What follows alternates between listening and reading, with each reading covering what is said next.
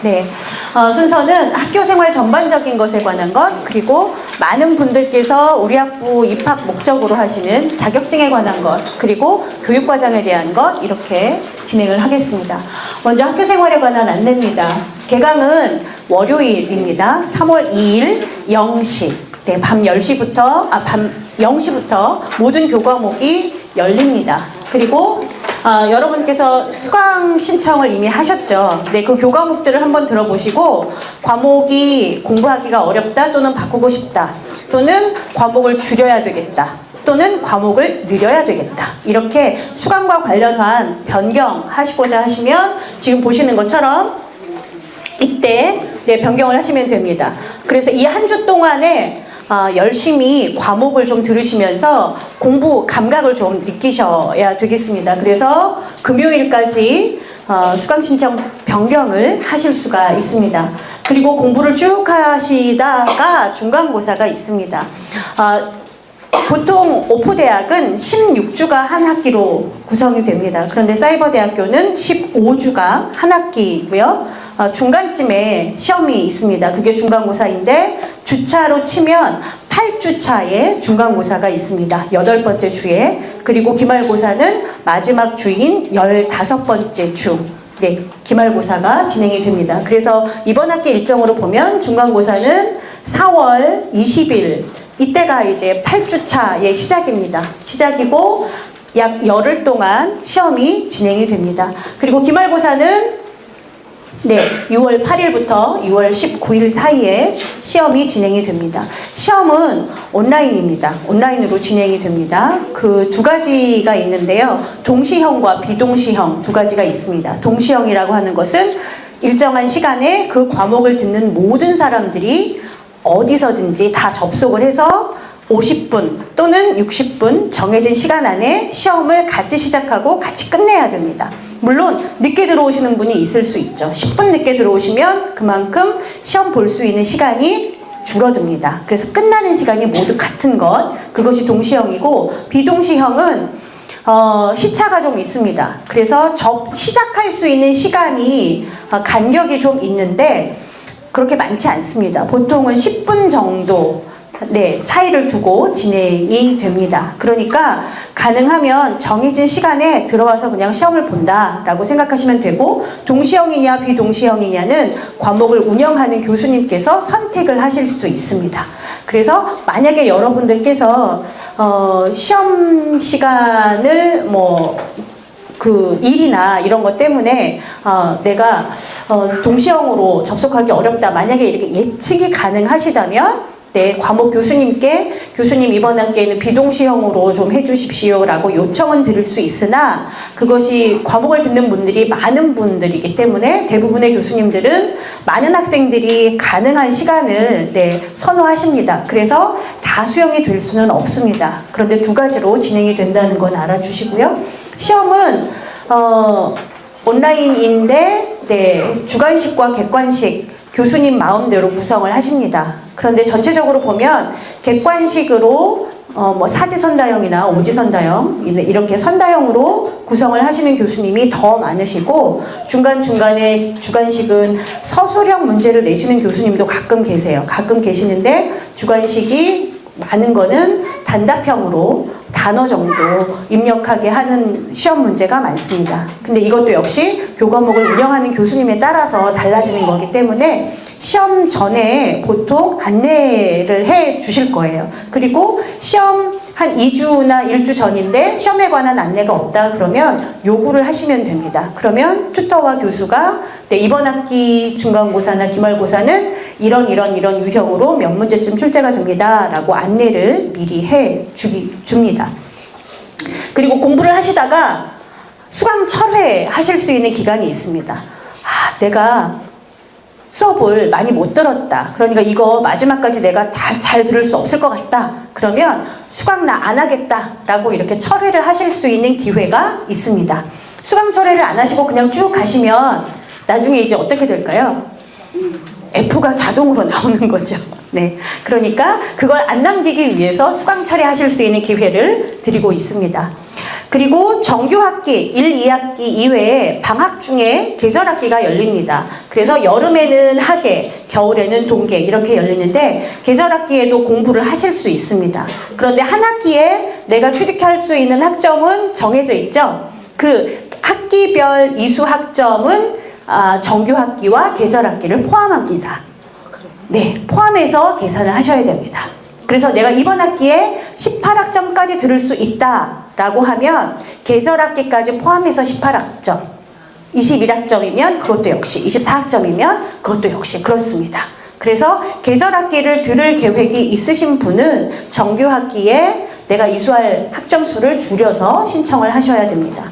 그러니까 일하면서 공부하기가 많이 벅차잖아요, 우리가. 그러니까 계절학기를 적극적으로 활용하시는 것도 좋은 방법입니다. 그리고 올해부터 우리 학교에서 계절학기를 더 확대해서 여름 집중학기로 진행을 합니다. 그래서 정규학기처럼 전공 과목들도 열릴 예정이에요. 그러니까 1년에 4학기가 진행이 된다라고 생각을 하시고 운영을 하셔도 됩니다. 그런데 계절학기는 짧은 시간에 집중적으로 공부를 해야 됩니다. 그러니까 주차별로 소화해야 하는 학습의 양이 매우 많습니다. 거의 3배라고 생각을 하시면 됩니다. 그러니까 정규학기에 3주에 공부할 걸 한 주에 공부를 하게 됩니다.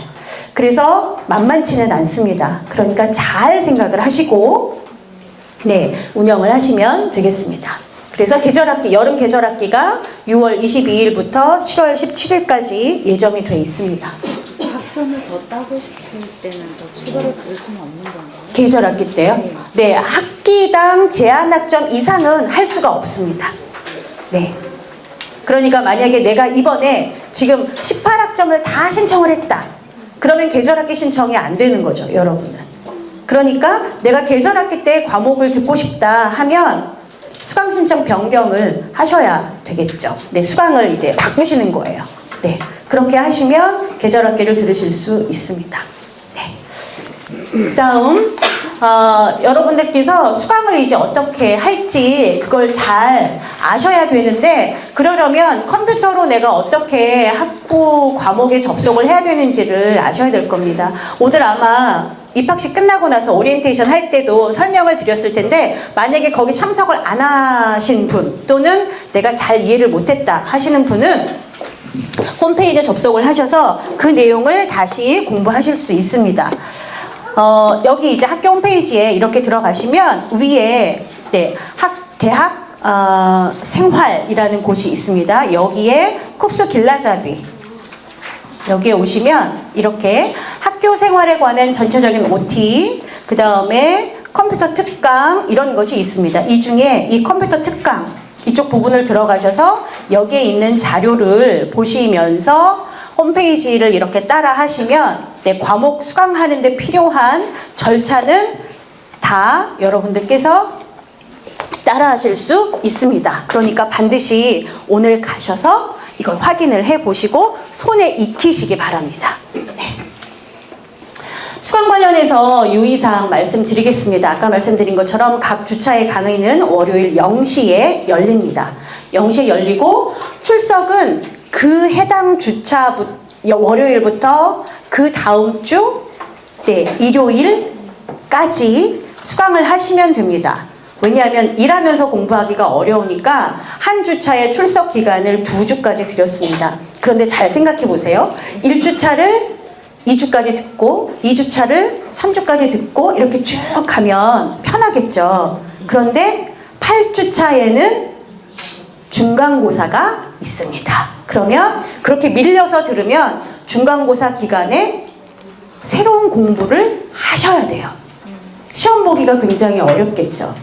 그래서 이건 여러분들이 일하시면서 공부하시는데 좀 편리하도록 우리가 기간을 더 늘려드린 거고 여러분들이 공부를 하실 때는 이거 믿지 마시고 나는 매주에 그 해당 주차 학습을 한다라고 생각을 하고 공부를 하셔야 어려움이 없으실 겁니다. 이 2주를 너무 믿으시면 안 돼요. 근데 이건 내가 정말 어려울 때 출장이 있다거나 회의가 많다 아니면 회사에서 프로젝트가 떨어져서 내가 수업을 원활하게 빨리빨리 들을 수 없다 이럴 때만 급할 때만 이용하시기를 권장합니다.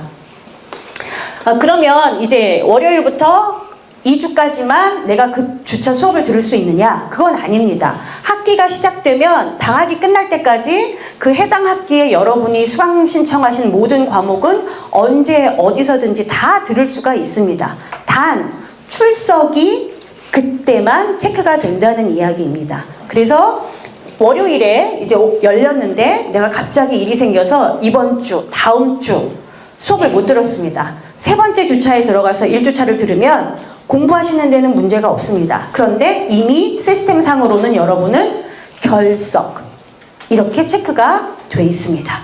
네. 그런데 내가 이번 주에 듣고 다다음 주쯤 돼서 공부하다 보니까 지지난주에 들었던 걸 내가 다시 들어야 되겠다. 그러면 들으실 수 있을까요? 없을까요? 있죠, 당연히. 네. 복습은 언제든지 앞으로 가서 들으시는 거는 문제가 없습니다. 네. 그리고, 네. 이 출석에 관한 건데요.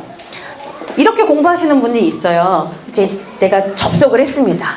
네. 진 교수 수업을 들으러 딱 들어갔어요. 그래서 한 20분 들었는데 전화가 와서 제가 딱 끄고 나갔다가 전화를 받고 다시 들어와서 다시 접속을 한다.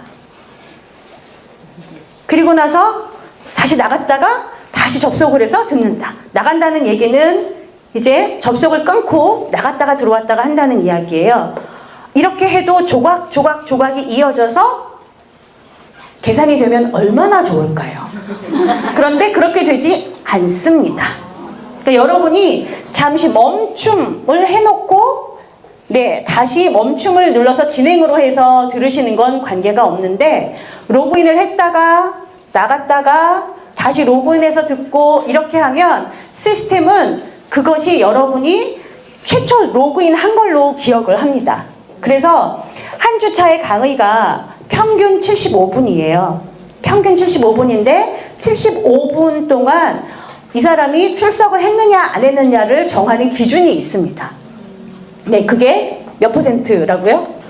네, 80%예요. 그러니까 75분의 강의의 80% 이상은 계속 이 사람이 앉아서 공부를 했구나 라는 것이 시스템상에 남아 있어야 여러분이 출석으로 인정을 받을 수 있습니다. 그래서 여러분들께 권장드리는 방법은 안정된 시간에 공부를 하실 수 있는 그런 시간을 확보를 하시라 라고 제가 말씀을 드려요. 언제 그런 공부를 하느냐? 에이 뭐 시간이 날 때 공부를 해야지? 이렇게 마음 먹으면 절대로 공부를 계속 하실 수 없습니다. 여러분은 학교를 다니고 계신 거예요. 단 네, 온라인상에 있는 네, 모양이 없는 그런 학교에 가시는 건데 분명히 강의실이 있어요. 여러분들께서 학생으로 로그인하고 들어가시면 거기 뭐라고 돼 있냐면 강의실 이렇게 돼 있습니다. 강의실로 들어가시는 거거든요. 학교를 일정한 시간에 갈 수 있도록 네, 생활 패턴을 정리하시기 바랍니다. 네, 여러분 선배들을 보면 어떤 분은 직장에 새벽까지 출근을 하셔서 업무 개시 전에 공부를 하고 업무 개시 하시는 분이 계세요.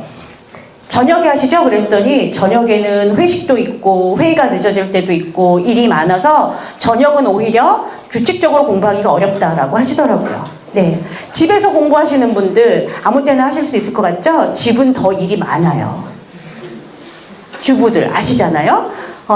태가 안 나는 일이 너무너무 많습니다. 그래서 어떻게 하시냐면 네, 아이들 학교, 뭐 놀이방, 유치원 딱 보내고 들어오셔서 주방으로 가서 설거지부터 하시는 게 아니고요. 바로 컴퓨터 앞에 앉으셔서 공부를 먼저 하시고 공부 다 끝나고 나서 청소기 돌리고 설거지하고 이 일을 하시는 것이 가장 좋습니다. 그러니까 일주일 중에 일정한 시간에 내가 공부를 할 수 있는 시간을 반드시 확보하시라라고 네, 권장을 드리겠습니다. 그리고 이제 모바일로 공부를 하실 수 있습니다. 지금 전체 교과목이 모바일로 다 제공이 될 수 있도록 저희가 열심히 지금 만들고 있어요. 그런데 아직은 100%가 되지 않았습니다. 네, 그런데 이제 모바일로 제공이 되는 교과목들이 많이 있어서 여러분이 PC로도 공부를 하실 수 있고 모바일로도 공부를 하실 수 있는데 지금 현재 그 기술상의 문제로 모바일에서 제공되는 교수학습 활동이 제한이 있습니다. 그러니까 어떤 교수님들은 그 강의 안에 중간중간에 퀴즈 이런 걸 넣어 놓으신 분들이 계세요. 이제 돌발 퀴즈처럼 공부를 하다가 잠깐 문제 풀고 가시죠 라고 문제가 쫙 나오고 답을 클릭해야 다음 강의로 이어지는 그런 내용들이 있는데, 이런 활동이 모바일에서는 지금 지원이 되지 않습니다. 교수님이 강의하시는 동영상만 제공이 되고 있어요. 그래서 그런 교과목 같은 경우에는 그걸로만 들으면 시간이 부족하겠죠. 80%를 채우지 못할 수도 있습니다. 그래서 아주 안전하게는 저희가 지금 그거 포함시키려고 지금 테스트 중이에요. 네, 아마 내년에는 될 것 같은데요. 그때까지는 이렇게 하시는 걸 권장합니다. 첫 번째 수업은 PC로 듣는다. 모바일은 무한 반복을 위해서 내가 사용을 한다. 네. 그런데 강의 중에 이제 그런 것이 없고 교수님 강의로만 진행되는 교과목도 있습니다. 이런 건 사실은 네, 모바일로 들으셔도 출석 인정이 물론 다 되니까 문제는 없습니다. 그런 걸 잘 살펴보시기를 바라겠고요. 그 다음에 출석 일수 전체 15주차 중에 4분의 1 이상 결석을 하시게 되면 그 뒤 공부를 그래도 포기하지 말고 끝까지 하세요. F가 자동 부여가 돼 있다 하더라도. 네. 4분의 1 출석 안 하시면 네, 자동적으로 F 표시가 날 거예요. 그래도 수업은 다 들으실 수 있습니다.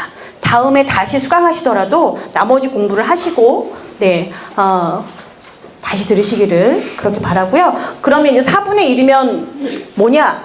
네, 15주차 중에 10개의 주차 이상은 공부를 하셔야 돼요. 네, 그러면 네, F가 되지 않습니다. 그래서 출석 인정 기간은 여러분 지금 자료에 보시는 대로 이렇게 드렸지만 어떻게 하시라고요? 네, 일주일에 한 주차씩 공부한다 라고 생각을 하시기 바랍니다. 그래야 중간고사, 기말고사 문제 없이 보실 수가 있습니다. 네. 자, 그 다음에 아까 이제 우리 튜터 선생님들 인사 받으셨죠? 네, 교과목을 운영하는 교과목에는 온라인상에서 가르치는 교수가 있습니다. 그 사람을 우리는 강의 교수라고 이야기를 합니다. 대부분의 교과목은 강의 교수님이 직접 여러분들의 질문에 질의응답을 해주세요. 그런데 어떤 교과목들은 학생 수가 너무 많아서 그 교수님 혼자 다 관리를 할 수 없는 경우가 생깁니다. 네, 이번 학기에도 지금 반이 나뉘어진 교과목들이 여러 개가 있습니다. 그래서 아마 2차에 들어오셔서 네, 이번 주에 수강 신청하신 분들 같은 경우에는 B반, 네, 2반에 수강 신청을 하신 분들이 계실 거예요. 네, 그런 경우는 예를 들어서 강의는 진 교수가 강의를 하는데 운영 교수는 다른 분이 있는 교과목도 있습니다. 그래서 강의를 안 하고 그 과목을 관리 운영해 주시는 교수는 우리가 운영교수라고 부릅니다. 그래서 사이버대에는 두 가지 종류의 교수가 있어요. 모바일상에서 강의하는 교수님하고 과목을 운영해 주는 교수님 두 분이 있습니다. 대부분은 같고 학생이 넘치는 경우에는 분반이 돼서 강의 교수와 운영 교수가 다른 경우가 네, 있습니다. 그런데 운영을 하시는 교수 말고 또 운영하는 교수님을 도와서 그 과목을 여러분들이 원활하게 수강할 수 있도록 도와주는 사람들이 있는데 그 사람들이 튜터라고 우리가 부릅니다. 네, 이 튜터분들은 교수님의 역할 말고, 그러니까 교수님은 1차적으로는 그 과목에 해당하는 내용과 관련된 여러분의 질문, 네, 교수님 뭐 이번 강의에서 하신 이런 말, 그 개념을 잘 모르겠습니다. 다시 설명해 주세요. 라고 질문을 던지시면 교수님이 답변을 하셔야 돼요. 네, 그런데 이 교수님들이 이제 24시간 여기만 좀 들여다보시면 좋을 텐데 그렇지 않은 경우들이 있어요. 그럼 이제 도움을 어디 요청하시는 거죠. 김 선생님 내가 지금 해외 출장 중인데 미안하지만 그 질문에 좀 답을 해주세요 라고 할 수도 있고, 그 다음에 과제 체크나 이런 도움을 받아야 하는 일들이 많이 있어서 과목별 부교수, 네, 같은 분들로 우리가 이제 튜터를 네, 모시고 있습니다. 그래서 이 튜터분들이 아마 여러분하고 가장 빈번하게 소통을 하실 거예요. 여러분들께서 뭐 내가 요번 중간고사 시험을 못 보겠다. 해외 출장에 잡혀 있어서 어떻게 해야 되느냐. 뭐 이런 연락을 하실 때는 교수님께 연락하셔도 되는데 튜터 선생님에게 연락을 하면 더 빨리 회신이 옵니다. 네, 그래서 튜터들이 있고요. 이 튜터들은 지금 외국어로서의 한국어 교육을 전공하고 있는 최소한 석사 이상의 튜터들을 모시고 있고, 특히 3영역의 교과목 튜터들은 우리가 현장에서 한국어 교육 경력이 5년 이상이 된 각 기관에서는 중견급에 있는 튜터 선생님들을 저희가 모시고 있습니다. 왜냐하면 현장을 이해하고 있어야 여러분을 도와줄 수 있기 때문에. 그래서 이 튜터들을 그냥 무슨 조교나 아니면 학생 이렇게 인식을 하시면 많이 곤란합니다. 네, 그래서 어떤 분들은 이제 튜터를 뭘 믿냐라고 말씀하시는데, 이분들이 현재 대학의 한국어 교육기관에서 전임급으로 다 활동하고 계신 5년 경력 이상의 한국어 교육 석사학위 이상, 뭐 박사 수료생 박사들도 있어요. 아까 오셨던 두 분은 다 박사예요. 네, 이런 분들을 저희가 모시고 있기 때문에 교수님 못지않게 그 분야에 관한 답변을 잘해주실 수 있고 여러분을 잘 도와주실 수 있는 분들이니까 튜터들을 많이 신뢰해 주시기를 바라겠습니다. 네, 그리고 유고 결석계나 유고 결식계, 네, 결석계는 내가 결석을 할 이유가 미리 생겼을 때 미리 알리는 거죠. 내가 다음 주에 출장이 잡혀 있어서 내가 수업을 정말 들을 수가 없다. 모바일로도 들을 수가 없다. 내가 출장 가는 곳이 인터넷이 안 되는 곳이다. 뭐 이렇게 예측이 가능하면 미리 알려서 그거를 출석으로 인정을 받을 수 있는 제도예요. 그리고 이제 나중에 와서 수업을 들어도 출석으로 인정을 받는 그런 제도입니다. 이게 학부 홈페이지에 양식함에 보면 증빙 서류가 있어요. 이 양식함에 가면 유고 결석계, 유고 결시계. 결시는 시험을 내가 못 보게 생겼다. 이때 이제 내시는 거죠. 두 가지 서류가 있습니다. 이걸 미리 교수님에게 전달을 하시면 교수님들이 그걸 인정을 해 주실 거예요. 그런데 이게 필요한 것이 있습니다. 증빙 서류가 있어야 됩니다. 예를 들면 공식적인 문서가 필요합니다. 내가 병원에 갔다. 그러면 뭐 의사의 진단서나 아니면 뭐 입원 서류 이런 게 필요하죠. 우리가 사실은 다 믿어야 되지만 그렇잖아요. 이 공적인 절차를 밟아야 하기 때문에 증빙 서류가 반드시 있어야 합니다. 내가 뭐 갑자기 일이 생겨서 친구와 모임이 있어서 피치 못할 뭐 회식이 있어서 내가 수업을 못 들었다. 이거는 교수님께 해보세요. 네. 아마 대부분의 교수님들이 받아들여 주시지 않으실 거예요. 왜냐하면 학생의 본부는 공부를 우선 해야 되는 거니까. 그래서 공적인 그런 것이 있을 때만 해당이 되고요. 혹시라도 뭐 갑작스러운 사고, 천재지변 이런 건 당연히 알아야 되겠죠, 저희가. 그리고 인터넷 문제가 생기는 것도 해외 같은 경우에는 저희가 다 모니터가 가능해요. 지난 학기에도 그런 일이 있었는데, 뭐 싱가포르에서 갑자기 인터넷 국가적으로 문제가 생겨서 접속이 안 됐다. 언제부터 언제까지. 이런 건 저희 시스템 팀에서 다 감지를 하고 있기 때문에 그런 거는 연락을 해주시면 됩니다. 저희가 다 파악을 하고 있습니다. 그 다음에 학부 홈페이지에 보면 공지사항이 있습니다. 정말 부탁드립니다. 학교 홈페이지를 최소한 일주일에 2-3번은 꼭 확인하시고 공지사항을 반드시 확인해 주시기 바랍니다. 여러분들 오늘 오시기 굉장히 힘드셨죠? 네, 이 마음을 먹고 오신 거잖아요. 네, 사이버대학의 가장 장점이 학교에 가지 않아도 된다. 그런데 우리는 뭔가 정보를 여러분과 공유를 하면서 학업을 진행을 해야 되죠. 뭔가 알림이 있어요. 네, 그런데 그것은 저희가 학교 홈페이지에 이 공지사항을 통해서 알립니다. 그런데 공지사항을 안 보시면 누구도 그걸 전달해 드릴 수가 없어요. 이제 이런 요구 하시죠. 메일로 보내지. 메일 체크도 잘 안 하시더라고요. 그리고 여러분 개인정보에 있는 전화번호와 메일은 여러분이 가장 빈번하게 사용하시는 것으로 항상 업데이트를 시켜주셔야 돼요. 네, 저희가 공지사항에도 올리고 정말 급한 거는 SNS도 보내고 쪽지도 보내고 이 이메일도 보냅니다. 그런데 이제 자기 정보 관리를 안 하시는 분들은 저희가 어떻게 방법이 없어요. 찾아가서 얘기해 드릴 수가 없거든요. 그런데 이제 졸업할 때쯤 돼서 문제가 발생하시는 분이 간혹 있어요.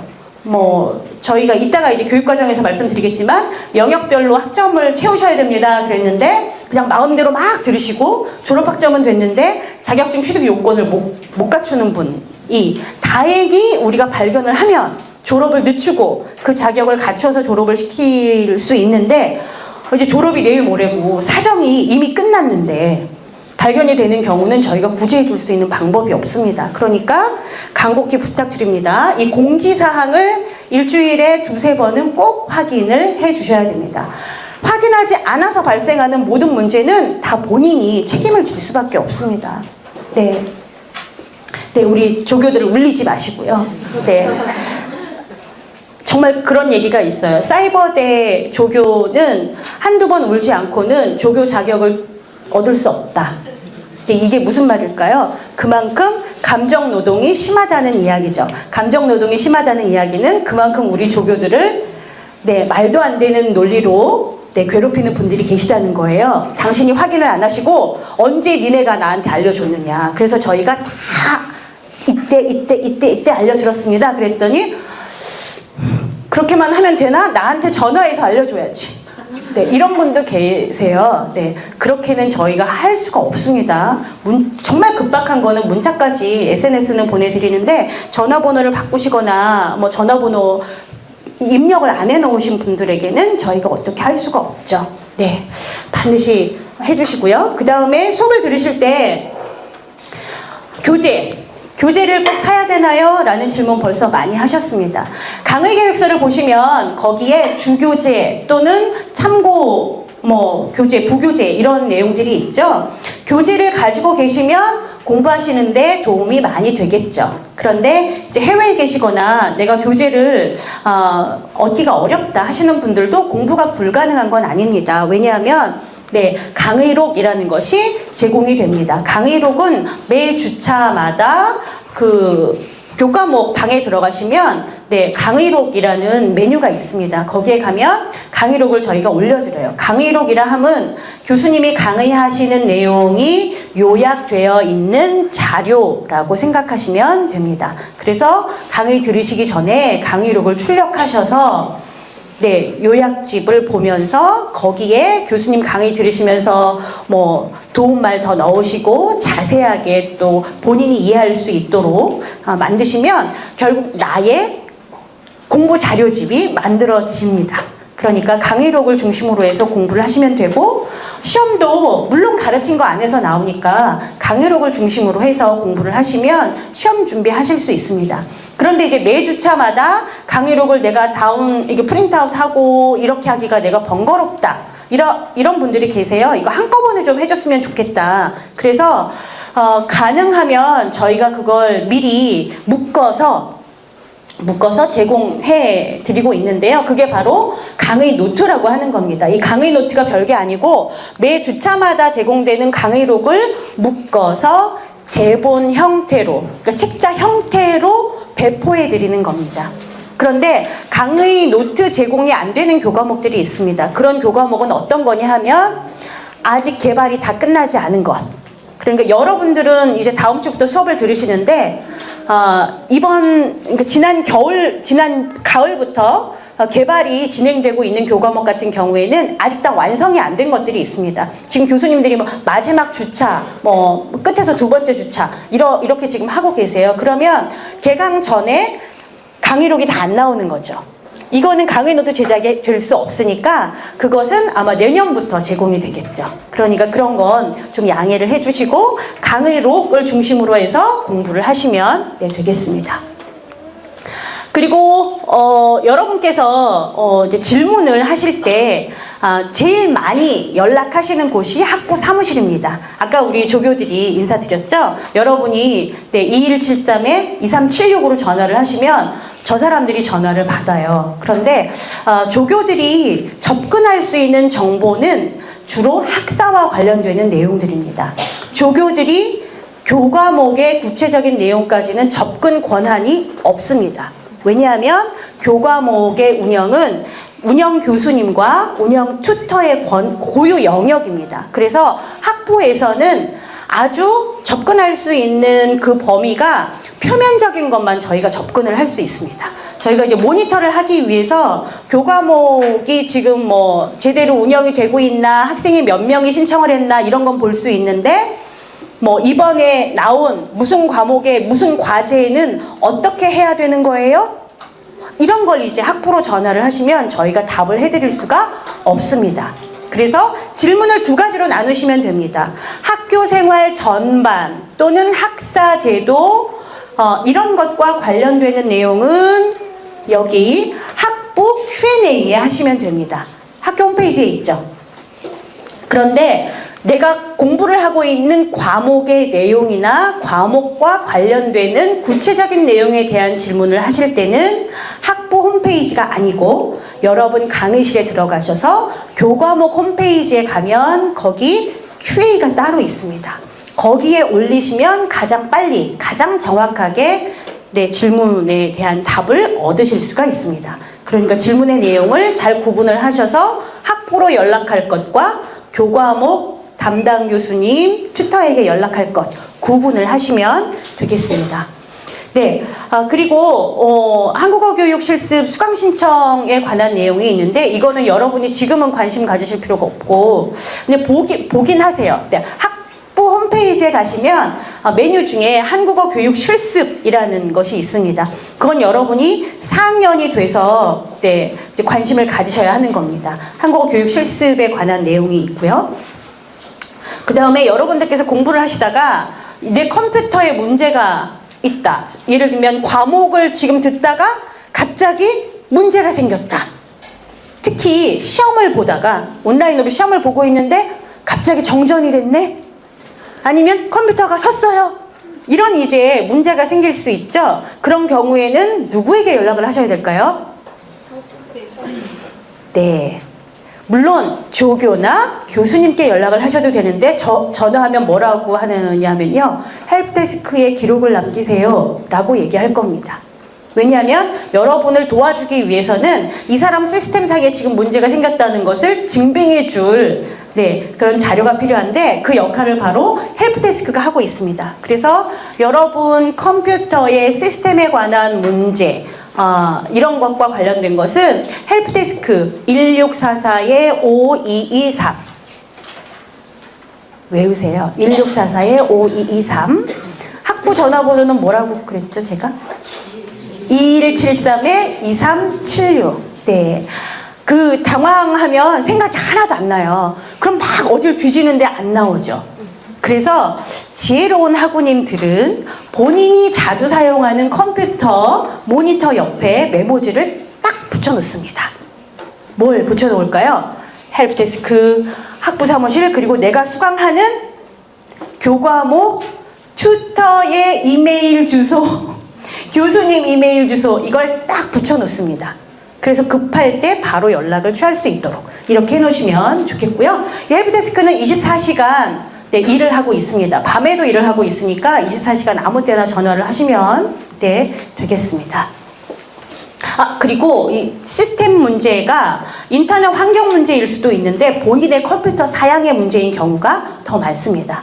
그래서 왜 이게 안 돼요? 라고 해서 이 헬프데스크에서 접속을 하면 무슨 방화벽이 뭐가 있고 특히 요즘 기업체에서는 방화벽을 굉장히 높여서 학교 접속이 거의 불가능할 거예요. 그래서 그런 문제들은 이제 헬프데스크하고 상담을 하시되 본인의 컴퓨터가 우리 컨텐츠가 구동되기에 알맞은 수준으로 조금 똑똑한 건가 이걸 좀 점검을 하셔야 되겠습니다. 보통 거는 괜찮은데요. 이제 너무 오래된 컴퓨터나 아니면 컴퓨터는 있는데 프로그램이 이제 버전이 낮은 거나 이런 건 제대로 운영이 안 될 수 있습니다. 그것도 내 컴퓨터 상태가 어떤지 내가 궁금하다. 그러면 헬프데스크에 연락을 하시면 점검을 해주고 얘기를 해주실 거예요. 뭐 프로그램을 다시 깔아야 됩니다. 또는 컴퓨터를 바꾸셔야 되겠습니다. 이런 비보를 들으실 수도 있습니다만 아무튼 도와드릴 수 있습니다. 네. 그리고 여러분들께서 이제 열심히 공부하시면 저희가 장학금을 드립니다.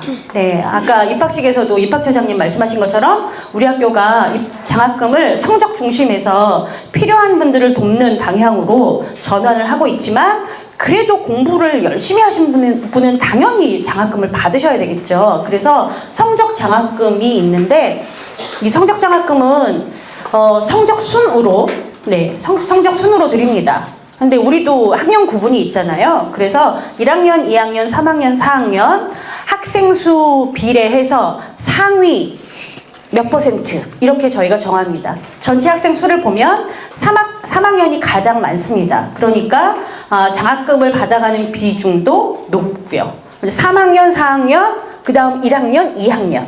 그래서 2학년은 공부 조금만 하시면 정말 성적 장학금을 다 받아가실 수 있어요. 네, 2학년은 굉장히 유리합니다. 2학년이 많지 않기 때문에. 네. 그런데 학년별로 성적 장학금을 드리는데 조건이 좀 있습니다. 한 학기에 그래도 15학점 이상은 들어야 된다. 정규 학기만. 네. 12학점, 9학점, 6학점까지 들으실 수 있어요. 여러분이. 6학점까지. 내가 일이 많다 그럼 6학점만 들으시면서 학업을 유지할 수 있는데 그런 분들은 그냥 성적 장학금 말고 다른 장학금을 노리시기 바랍니다. 네, 그래서 성적 장학금을 받겠다 하시는 분은 한 학기에 15학점 이상 수강 신청을 하셔야 되고요. 공부를 잘 하시는 분은 매 학기 잘 하세요. 대부분. 그래서 지난 학기에 1학년의 톱이 다음 학기에 1학년의 톱이 될 가능성이 높죠. 그런데 그러다 보니까 이 적은 장학금을 또 이제 성적 장학금은 다른 장학금하고 의미가 좀 다르잖아요. 굉장한 기쁨이죠.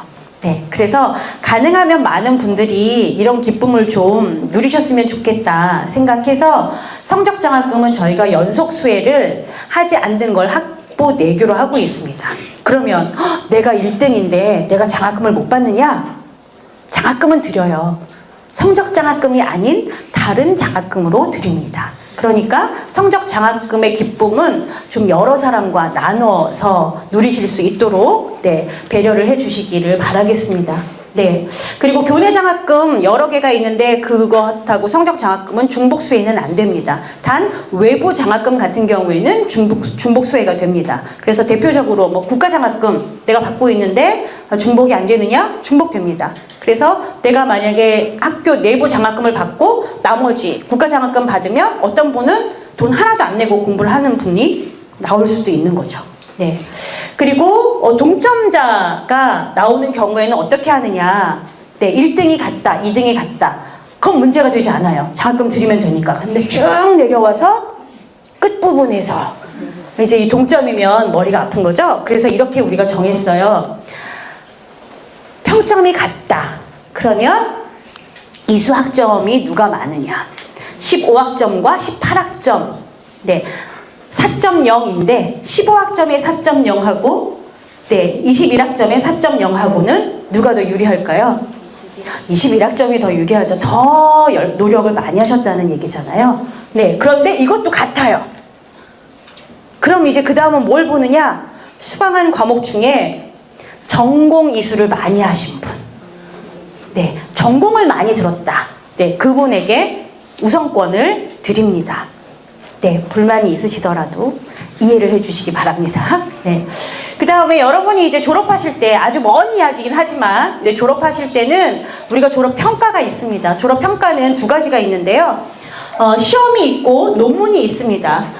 시험을 더 많은 분들이 보세요. 거의 95%, 학기에 따라서는 100% 졸업 시험을 보시는 분들이 많고 졸업 논문을 쓰겠다 하는 분이 계세요. 그런데 졸업 논문은 여러분이 매 학기 과제에서 내는 리포트보다는 좀 더 심도 있는 글쓰기를 요구하는, 그렇지만 석사학위나 박사학위 정도의 그런 무거운 연구는 아닌, 그래서 취지는 대학원에 진학하시는 분들은 논문이라는 형식을 조금 익힐 필요가 있기 때문에 졸업하기 전에 저희가 논문 형식의 글쓰기 체험을 해드리기 위해서 제공을 하고 있는 그런 과정입니다. 그런데 이 졸업 논문으로 신청을 하시려면 저희가 이제 그 매 학기에 한 4월 그리고 10월 정도 되면 공지를 해요. 이번 학기에 논문 쓰실 분은 신청하세요. 그렇게 이제 하면 신청서가 있습니다. 그 신청서 안에는 논문 주제, 그 다음에 내가 생각하는 개요, 그 다음에 목차, 이것까지 쓰셔야 돼요. 뒤에 참고 문헌. 이 얘기는 무슨 얘기일까요? 준비를 좀 미리 하신 분. 그래서 짧은 기간 안에 그 학기 안에 논문 마무리가 가능하신 분을 중심으로 해서 저희가 선발을 합니다. 그래서 교수들이 보고 지금 이 정도 준비면 논문이 안 나오겠다 하는 분한테는 그냥 시험을 보세요 라고 저희가 얘기를 하고요. 이 정도면 지도를 하면 논문이 되겠다 하는 분은 저희가 지도를 하겠다라고 이제 승인을 내려줍니다.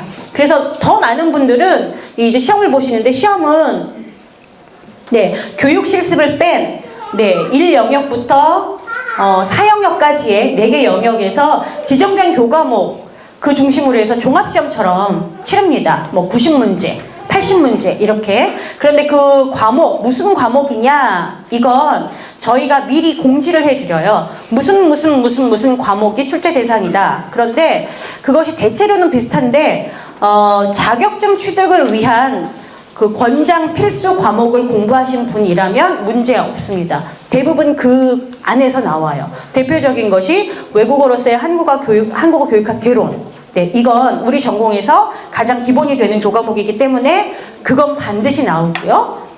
또 뭐 문법교육론, 이건 또 반드시 나오죠. 이렇게 해서 몇 개 지정된 교과목들을 중심으로 해서 공부를 하시면 됩니다. 어떤 과목들이 출제 대상이었는지는 학부 홈페이지에 들어가시면 이전 자료를 보고 확인하실 수 있습니다.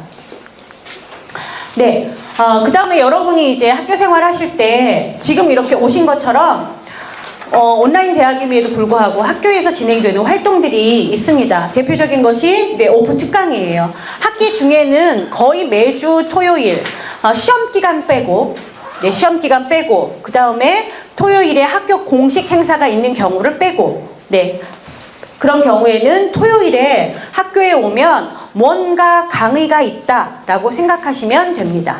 퇴근하고 오시는 분들이 많아서 저희가 시간은 오후 2시부터 6시까지 이렇게 진행을 하고 있고 2시부터 4시, 4시부터 6시 이렇게 대부분은 2개의 강의를 매주에 열고 있습니다. 그냥 자유롭게 오시면 되고 출석 체크하거나 이런 건 아닙니다. 그리고 뭐 친구나 동료 데리고 오셔도 되고 애를 데려오셔도 되고 자유롭게. 그리고 우리 학부 수업만 아니고 다른 학부 수업을 들으셔도 관계없습니다. 그러니까 학교에 오시면 공부할 내용들이 있고요. 그 다음에 저희 학부에 동아리가 있습니다. 이따가 이제 동아리장들이 각 동아리를 소개해 드릴 텐데 스터디 모임이라고 생각하시면 돼요. 그래서 지금 현재 이렇게 4개의 스터디 모임이 진행이 되고 있습니다. 학교에서 하는 것도 있고 또 학교가 아닌 지역에서 하는 그런 스터디 모임들도 있습니다. 잘 들으시고 내 주거지와 가까운 곳에서 스터디 모임이 있다 그러면 참여하셔서 함께 공부를 하시면 졸업하시는 데까지 힘이 굉장히 됩니다. 굉장히. 여러분도 오늘 오셔서 놀라셨죠? 왜 나 말고 이렇게 공부하는 사람이 많구나. 그런데 우리 동네에도 있어요. 여러분이 살고 있는 동네에도 우리 학부에서 공부하는 분들이 있을 겁니다. 그런 분들을 함께 알고 힘을 얻으실 수가 있습니다. 그리고 여러분께서 지역 모임을 내가 만들고 싶다, 이런 거 말고도 내가 좀 모임을 만들고 싶다 하시면 5명 이상이 모이셔서 학교의 학생지원처로 연락을 하시면, 우리 5명이 모임을 만들었다 이렇게 연락을 하시면 커피값이 나가요. 그러니까 모임을 만드세요. 스터디 모임을 만들어서 동아리로 등록을 하시면 지원금이 훨씬 더 많습니다. 그런데 이제 스터디 모임으로 등록을 하려면 15명 이상이 있어야 돼요. 그런데 이렇게 그냥 지역 모임은 한 5명이 모여서 등록을 하면 작은 커피값 정도가 학교에서 지원이 나가니까 누군가가 나서주시면 돼요. 누군가가. 근데 이렇게 말씀을 드려도 누군가가 나서지 않기 때문에 지금 학교는 돈을 지원할 수가 없어요. 그래서 이 예산 항목은 계속 있는데 집행이 별로 안 됩니다. 그리고 우리 학교의 특별한 프로그램 중에 하나인데 해외교육 프로그램이라는 것이 있습니다. 네, 외국어를 가르치고 있는 대학이라서 이제 영어, 중국어, 일본어, 스페인어 같은 경우에는 어학 연수를 현지 언어 국가로 가는 것이 있고 우리 학부는 대신 한국어 교육 실습을 해외에 가서 합니다. 네, 자세한 내용은 여러분이 홈페이지에 해외 한국어 교육 실습 메뉴를 보시면 알 수 있을 겁니다. 다음 자격증에 관한 안내 드리겠습니다. 우리 학부에서 졸업하시면 많은 분들이 한국어 교원 자격증 취득을 목적으로 하고 계시죠. 네, 이 자격증은 한국어 교육 전공을 한 사람에게 주는 그런 자격증이고요. 국어기본법에 따라서 45학점을 이수를 하셔야 됩니다. 그런데 이 45학점은 역시 국어기본법에서 명시한 5개 영역에 따라서 일정한 학점을 이수를 하셔야 됩니다. 그런데 이게 이제 국어기본법에서는 자격증 받으려면 45학점을 이수해라 라고 하는데 우리 학교는 전공 졸업 학점은 42학점이에요. 그러니까 3학점의 차이가 있죠. 그래서 자격증 취득을 원하시는 분은 네, 이거와 관계없이 45학점을 들으셔야 됩니다. 영역은 이렇게 5가지가 있습니다. 이건 우리 학교에서 정한 것이 아니고 국어기본법에서 정하고 있는 거고요. 우리 학교의 모든 교과목은 이렇게 5개 영역에 따라서 교과목이 구성되어 있습니다. 그래서 여러분께서 그 교육과정을 보시면 학년 그 다음에 영역이라는 것이 있습니다. 그 영역이 바로 이 5개의 영역을 가리키는 겁니다. 그래서 여러분이 졸업하실 때까지 각 영역에 필요한 학점을 채우셔야 돼요. 45학점을 채우되 1영역의 교과목 6, 2영역 6, 3영역 24, 4영역 6, 5영역 3. 그래서 최소한 45학점. 이걸 채우셔야 됩니다. 그래서 교과목 신청하실 때 이 교과목이 몇 영역에 속하는 건가를 확인을 하셔야 되겠죠? 네. 자, 그 다음에 글로벌 한국어 교원 과정 수료증이라는 것이 있습니다. 네, 이게 재작년에는 자격증으로 나갔는데 국가에서 민간 자격증 제한을 하면서 저희가 자격증이라는 말을 못 쓰고 지금 현재는 과정 수료증이라는 용어를 사용하고 있습니다. 네, 한국학부의 모토는 세계 한국어 교육의 허브가 되겠습니다 라는 것이고 저희가 사명으로 삼고 있는 것은 언어권 전문화된 한국어 교원을 양성한다 입니다.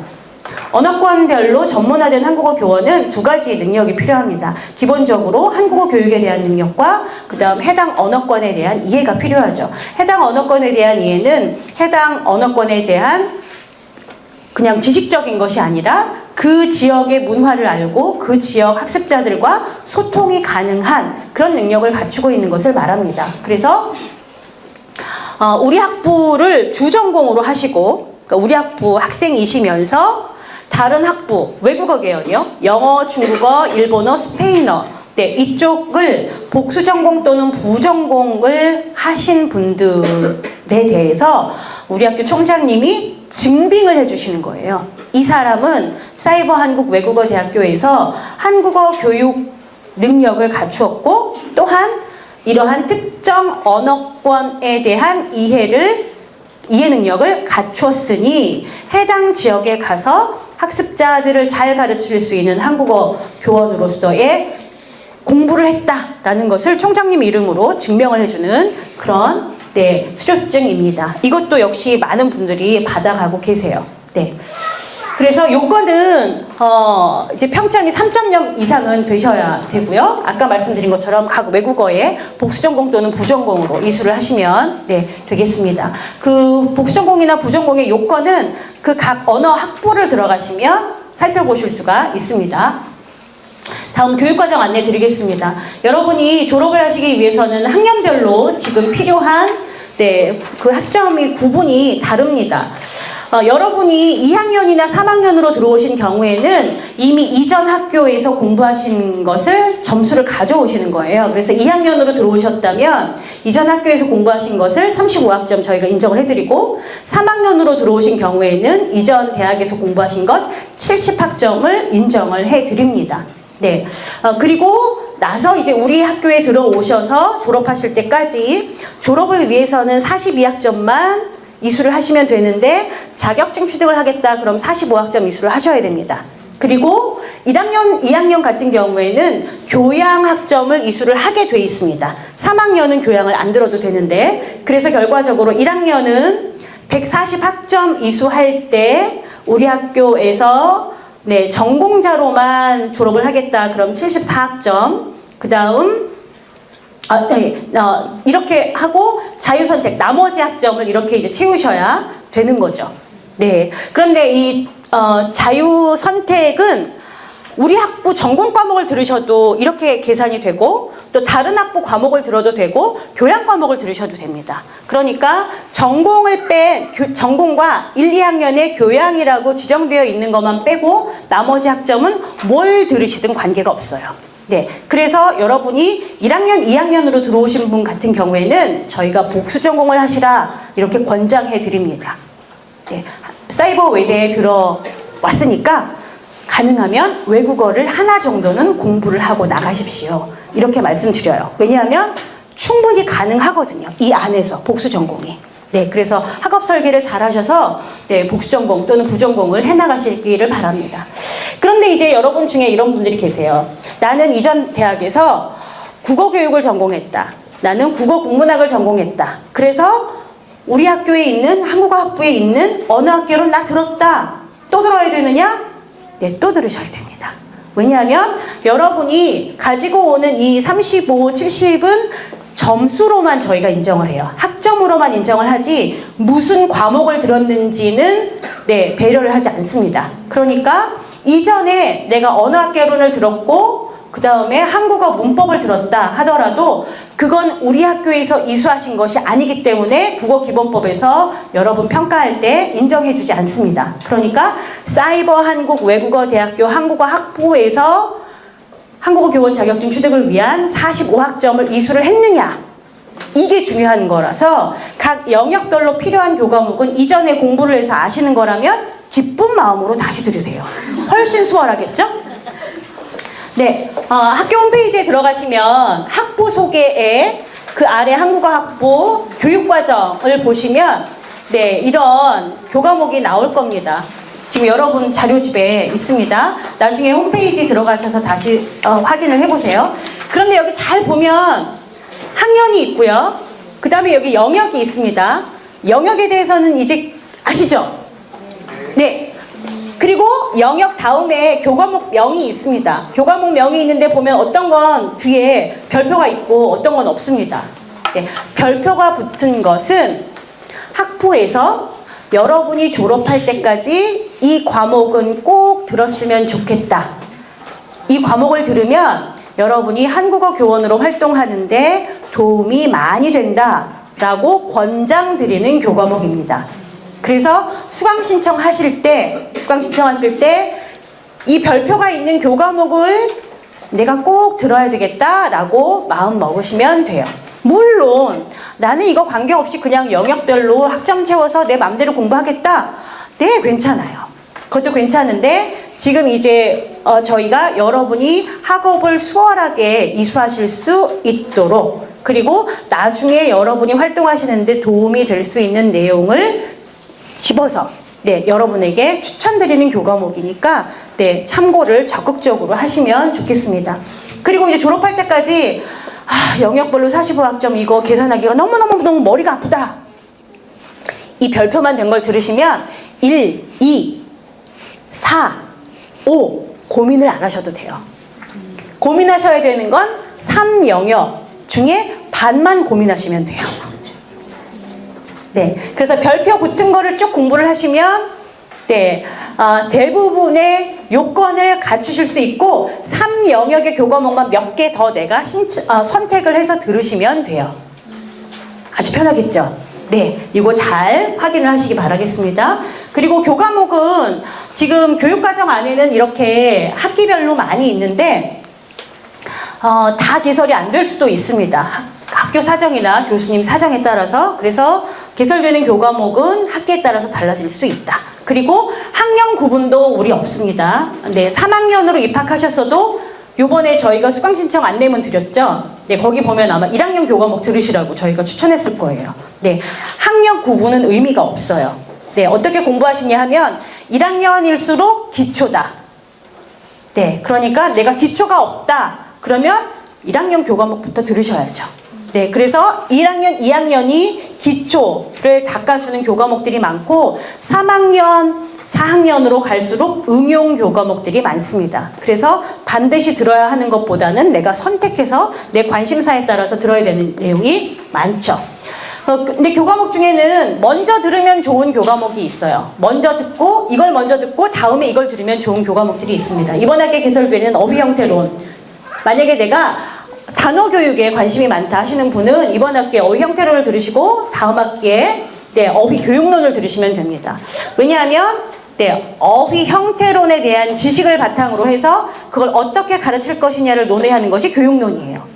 그러니까 무슨 교육론이 붙은 것은 이것을 어떻게 가르칠 것인가를 이야기하는 건데 가르칠 내용에 대해서 내가 잘 모르면 왜 그렇게 가르치는 것이 좋은지를 이해할 수가 없습니다. 그러니까 내용에 관한 걸 먼저 공부하시고 방법을 그 다음에 공부하시면 되는데 네, 지금 이번 학기 지난 학기에 개설된 거죠. 한국어 말소리의 이해를 들으시고 나서 발음교육론을 들으시면 훨씬 발음교육에 대해서 이해하실 수가 있겠고요. 그 다음에 한국어 문법론을 들으시고 나서 한국어 문법 교육론을 들으시면 학습 흐름이 가장 이상적입니다. 그런데 나는 이 순서 필요 없고 그냥 요번 학기에 이거 다 듣겠다. 네, 그렇게 하셔도 돼요. 그런데 이제 그런 경우에는 네, 요 내용에 대해서 공부를 더 하시면서 수업을 들으시는 것이 도움이 되겠죠.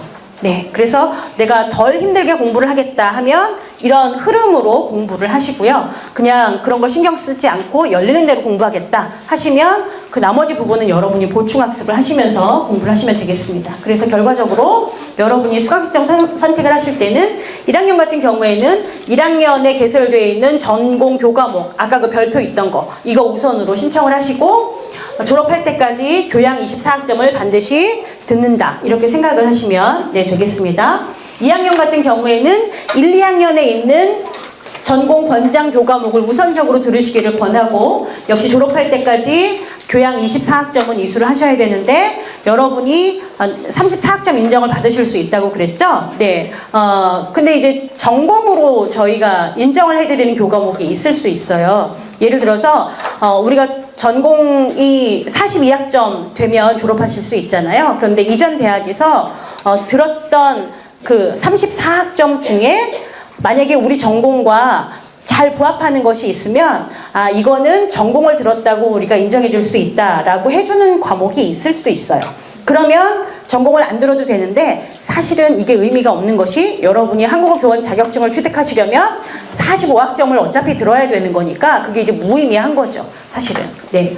하지만 전적대학의 학점 인정 결과는 4월 초에 여러분이 여기에 가시면 확인할 수 있습니다. 마이쿱스에 가시면. 3학년 같은 경우에는 1학년부터 3학년에 있는 권장 교과목을 중심으로 해서 수강 신청하시기를 권장을 하고 있는데 아까 보여드린 학습의 흐름도 이건 참고를 하시기 바랍니다. 그래서 이번 학기 3학년에 개설되어 있는 한국어 문법교육론 이건 문법에 대해서 자신이 있으시면 선택을 하시고 내가 한국어 문법에 대해서 잘 모른다 하시면 다음 학기에 있는 문법론을 공부를 하시고 그 다음 학기에 문법교육론을 들으실 것을 권장하고 있습니다. 네, 그래서 3학년으로 들어오시는 분들은 사실 졸업할 때까지 굉장히 시간이 없어요. 네, 빨리 45학점 이수를 하고 자격증을 받을 수 있는 자격을 갖추셔야 되니까 4학기 만에 그걸 하셔야 되는 거잖아요. 그래서 이것저것 고민하실 수 있는 여지가 굉장히 없는데 그래서 권장드리면 최소한 한 학기에 3영역 교과목을 2과목 이상은 수강을 하셔야 여유롭게 졸업을 할 수 있다. 물론 이번 학기에 그걸 안 하시고 네, 다음 학기부터 막 몰아서 3영역 교과목만 막 들으실 수도 있긴 있어요. 그런데 계획을 좀 잘 세워서 3학년 같은 경우에 4학기의 학습 설계를 미리 한번 해보시기를 권장을 합니다. 그래서 이번 학기 수강만 고민하지 마시고 앞으로 이어질 3개도 함께 설계를 하시는 것이 도움이 될 것 같습니다. 네, 그 다음에 심편입생 숙지사항입니다. 아까 말씀드린 것처럼 반드시 적어도 일주일에 3번은 학교 홈페이지 커뮤니티 학부 공지사항을 반드시 확인을 해 주십시오. 네. 지금 우리 학부가 밴드 운영을 하고 있죠. 근데 밴드는 공식적인 채널이 아닙니다. 그리고 밴드에서 선배들이 여러 가지 조언을 해주는데 그건 그 선배들이 공부할 때 이야기예요. 달라지는 것이 얼마든지 있을 수 있습니다. 그래서 여러분은 밴드를 통해서만 공적인 정보를 얻으시려고 하시면 사실은 곤란해요. 여러분이 제일 많이 방문하셔야 되는 곳은 학부 홈페이지의 학부 공지사항입니다. 공지사항을 반드시 확인을 해주시고요.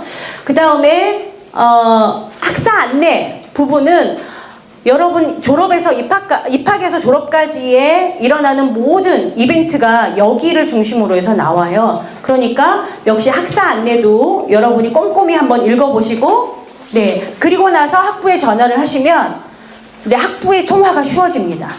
이제 어떤 분들은 학부에 전화가 안 돼요 라고 이제 말씀을 하세요. 왜냐하면 저희가 전화가 2대가 있는데요. 네, 이게 어떤 수강 신청 기간이나 이때는 불이 나요. 그래서 튜터들이 목소리가 나오지 않을 정도로 저희가 전화를 받아요. 그런데 그 내용들은 대부분 여기 학사에 가면 다 있는 내용들이에요. 학사 안내에 있는데 여기를 이제 안 보시고 그냥 학부로 전화를 하시는 거죠. 편한 마음으로. 저희는 또 이제 성심성의껏 응대를 해드려야 되니까 얘기가 길어져요. 한 분이 전화하시면 어떤 분은 30분 통화하시는 분도 계세요. 그럼 이제 다른 분은 학부에 전화가 안 된다고 이제 저쪽 행정팀에 전화해서 막 민원을 내시죠. 네. 그러니까 여러분께서 학사 안내를 좀 숙지를 해주시면 여러분도 좋고, 네, 모든 분들이 행복할 수 있습니다.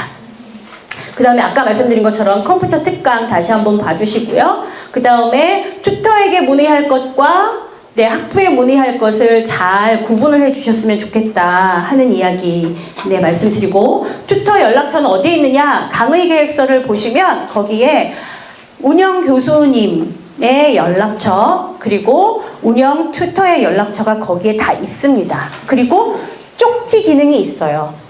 쪽지만 이렇게 딱 누르시면 바로 메시지를 전송할 수 있게 돼 있으니까 가능하면 이 쪽지 기능을 열심히 여러분이 사용을 해주시기를 바라고요. 그 다음에 이 교육과정을 보시면서 교육과정 안에 들어가셔서 그 교육과정 이름에 마우스를 이렇게 갖다 대시면 클릭을 할 수 있어요. 그러면 교과목에 대한 개요가 나옵니다. 그러니까 여러분이 앞으로 수강 신청하실 때도 이 교과목이 무슨 내용을 가르치는 교과목인지 아실 수가 있어요. 그래서 시간 내셔서 교육과정도 한번 살펴봐 주시기를 바라고, 그리고 우리가 이제 온라인을 통해서 소통을 하죠. 학부 게시판 그리고 교과목 게시판을 통해서 소통을 하는데 아직까지 그렇게 너무 이상한 일은 없었지만 학교 전체적으로 보면 이 온라인상에서 적절한 언어 사용을 안 하시는 분들이 간혹 있습니다. 그래서 서로에게 상처를 주는 일들이 있는데 이건 뭐 굳이 말씀을 안 드려도 되겠죠. 창피한 일이에요. 사실은 이런 얘기를 한다는 것이. 그래서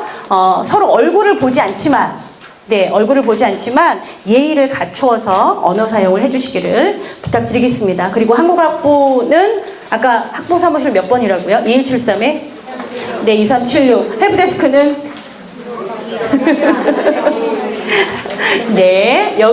그리고 학부 사무실은 저희가 점심시간 빼고 9시부터 5시까지 운영을 합니다.